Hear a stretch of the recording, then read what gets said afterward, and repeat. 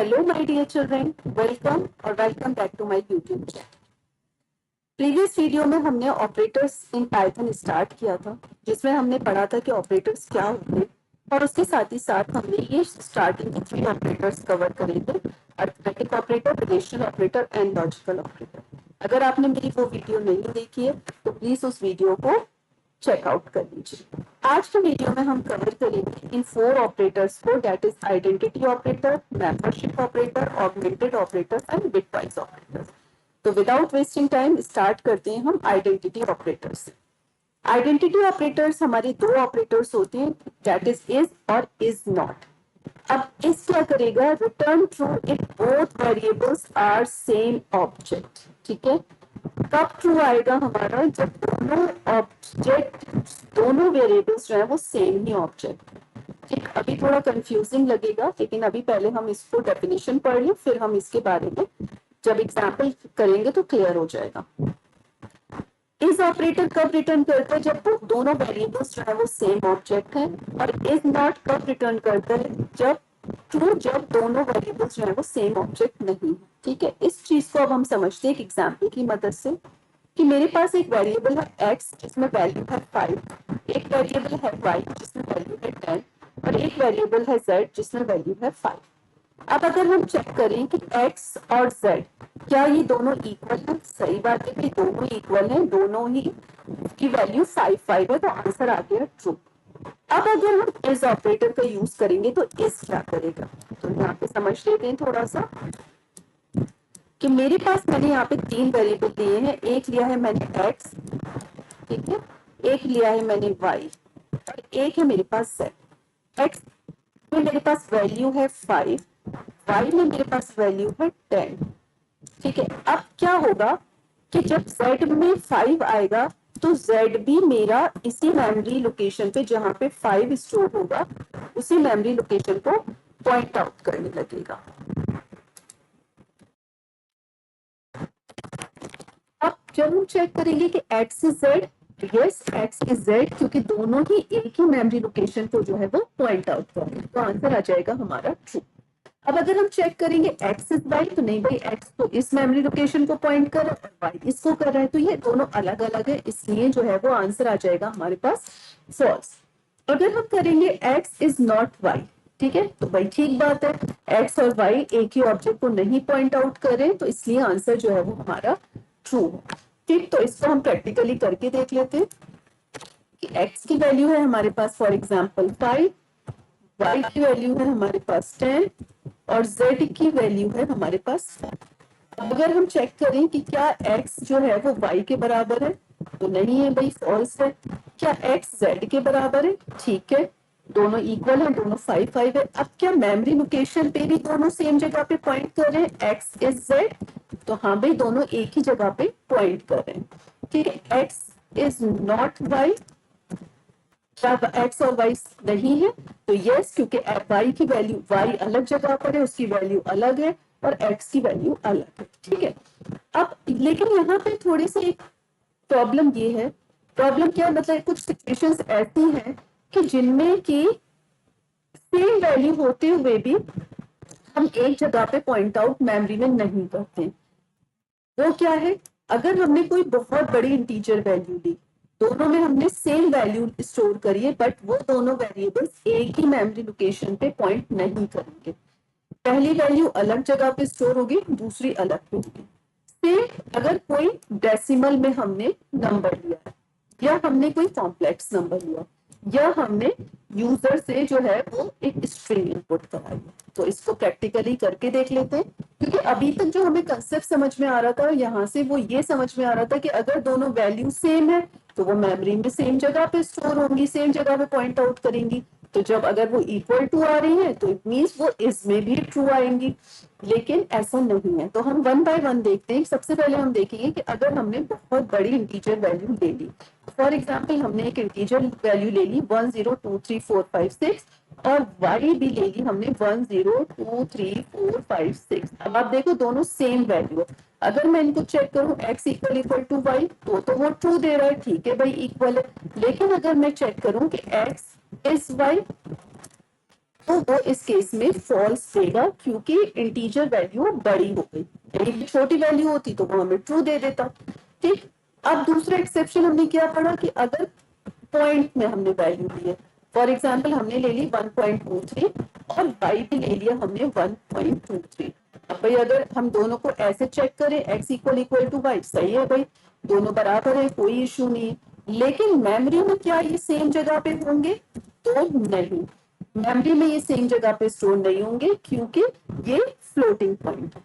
अब अगर हमने एक नेक्स्ट हमारे पास एक्सेप्शन था कि एक अगर कॉम्प्लेक्स नंबर है, तो एक कॉम्प्लेक्स नंबर का एग्जांपल ले लेते हैं 3 + 4j, ठीक है, और b भी ले लिया हमने b इक्वल टू 3 + 4j, वो भी हमने सेम ही ले लिया। अब भाई दोनों ही सेम है तो a इज b होगा क्या? नहीं होगा, फॉल्स होगा। क्यों फॉल्स होगा?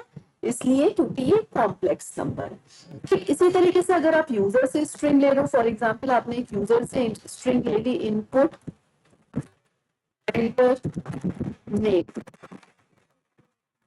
हमने यूजर से नेम उसका एंटर करा दिया। ठीक, यूजर ने अपना फॉर एग्जांपल रवि नाम जो है वो एंटर कर दिया, मेमोरी में रवि के नाम से हो गया। अब हमने एक और उससे स्ट्रिंग इनपुट करा ली, ठीक, उसको नाम दे दिया हमने S1। ठीक, अब हमने कहा एंटर नेम, उसने फिर से रवि कर दिया। अब दोनों ही तो सेम है, अगर मैं S इक्वल टू S1 देखूंगी तो मेरा आंसर ट्रू आएगा, भाई दोनों इक्वल है, वो भी रवि है वो भी रवि है, लेकिन मेमोरी में वो सेम जगह पे स्टोर नहीं होंगे। क्यों? सॉरी, S1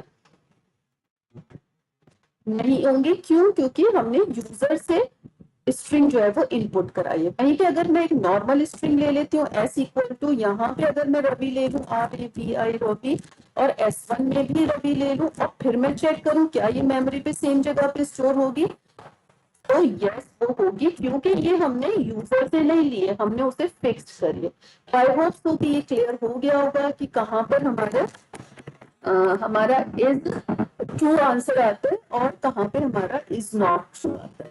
ठीक है, इज नॉट में जब नहीं होगा तो हम सेम मेमोरी पे नहीं होगा तो उस केस में हमारा आंसर जो है वो ट्रू आ जाएगा। अब यहाँ पे एक और एक्सेप्शन है कि अगर हमने 0.2 + 0.2 + 0 अपनी डेसिमल नंबर को प्लस करा, अब हम अगर ऐसे कैलकुलेट करेंगे तो 0.2 + 0.2 + 0.2, ठीक है भाई 0.6 ही आना चाहिए, तो इसका आंसर तो ट्रू आना चाहिए, लेकिन नहीं, इसका आंसर फॉल्स आएगा। क्यों आएगा?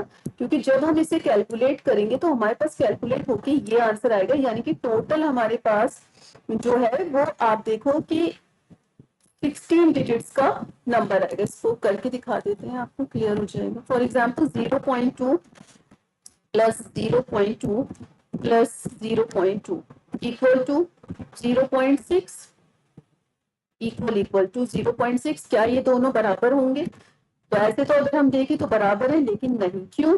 क्योंकि जब हम इसका कैलकुलेशन करेंगे तो ये हमको पूरा विथ प्रिसीशन देगा, विथ पॉइंट आंसर देगा। देखिए क्या आंसर आ रहा है, 0.6 और उसके बाद 2 4 6 8 10 12 14 जीरोस आ रहे हैं और फिर 1 आ रहा है, तो यानी 16 वैल्यू तक की पॉइंट के बाद हमें कैलकुलेट करके दे रहा है।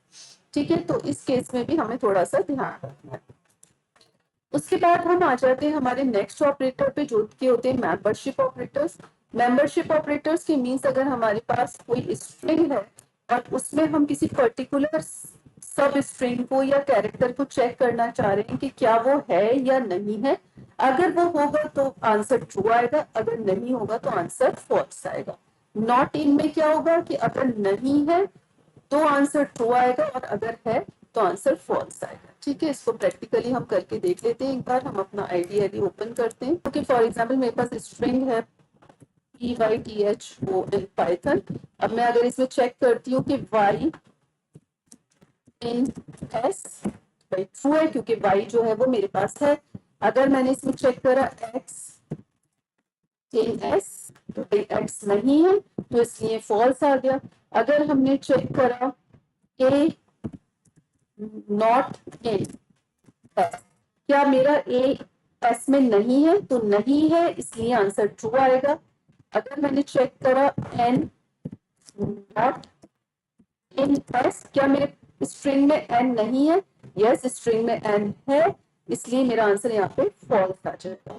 ठीक है, अब अगर हमने फॉर एग्जाम्पल चेक करा कि y और o भाई दोनों कैरेक्टर्स तो है मेरे पास, लेकिन क्या एक ही कंटिन्यूएशन में नहीं, y अलग है o अलग है, इसलिए आंसर फॉल्स आ रहा है। वहीं पे अगर मैं yt को चेक करती हूँ yt इन s, तो आंसर ट्रू आएगा क्योंकि y और t कंटिन्यूएशन में हमारी स्ट्रिंग में आ रहे हैं। This is the work of the membership operators. उसके बाद नेक्स्ट हमारे आ जाते हैं ऑगमेंटेड ऑपरेटर्स। ऑगमेंटेड ऑपरेटर्स को हम क्या करते हैं कि हम शॉर्ट हैंड में लिख देते हैं कि अगर मैं x प्लस इक्वल टू 5 लिख रही हूँ तो इसका मतलब क्या है कि x equal to x plus 5। कहने का मतलब ये कि जो कुछ भी लेफ्ट में हमारे वेरिएबल है वही हमारे राइट का एक ऑपरेट बन जाएगा। ठीक, तो x equal to x plus 5, x minus equal to 5 क्या हो जाएगा, x equal to x minus 5। ठीक, जैसे कि x इक्वल टू आपके पास है 5, आपने वैल्यू ले ली, अब अगर आप यहाँ पे लिखते हो as x equal to x plus 10, तो क्या होगा कि 5 प्लस 10 आंसर जो है वो हमारा आ जाएगा 15। तो ये जो स्टेटमेंट है मेरा, इसका मतलब क्या है, इसका मतलब है कि जो x है अब उसमें क्या वैल्यू आ गई, x प्लस 10 की वैल्यू आ गई, और x की वैल्यू मैंने कितनी ली थी, 5 ली थी, तो 5 प्लस 10 जो है मेरा आंसर 15 आ गया। तो प्लस पे काम करेगा, माइनस पे मल्टीप्लाई, डिवाइड, फ्लो, डिवीजन, जिसने भी अगर मेरी अर्थमेटिक ऑपरेटर वाली वीडियो नहीं देखी तो उसे देख लीजिए, उससे हमने इन सारे ऑपरेटर्स के बारे में डिटेल में बात करी। उसके बाद आ जाते हैं हम बिटवाइज ऑपरेटर्स पे। बिटवाइज ऑपरेटर्स जो है वो बिट्स पर काम करते हैं। जब भी हम वर्ड बिट्स बोलते हैं उसका मतलब है 0 और 1 पे काम करेंगे। तो जैसे हमारे पास है बिटवाइज एंड, बिटवाइज और, बिटवाइज एक्सऑर, बिटवाइज नॉट। ठीक है, तो अब जैसे फॉर एग्जांपल हमारे पास हमने वैल्यू दी कंप्यूटर को a equal to 5 and b equal to 4, तो सबसे पहले क्या होगा कि इनकी बाइनरी वैल्यू कैलकुलेट होगी। इनकी बाइनरी वैल्यू डेटा रिप्रेजेंटेशन हमने चैप्टर में हमने पढ़ा था कि 5 की बाइनरी वैल्यू होती है 101 और 4 की बाइनरी वैल्यू होगी 100।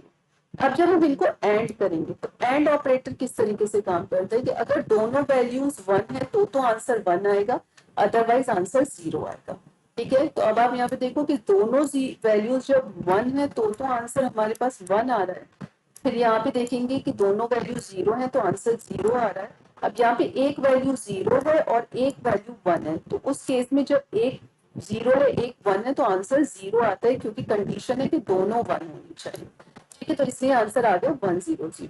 लेकिन यहीं पे अगर हम इस पे और ऑपरेटर लगाएंगे तो और ऑपरेटर में हमारी कंडीशन ये होती है कि कोई भी एक अगर 1 है तो उस केस में आंसर 1 हो जाता है।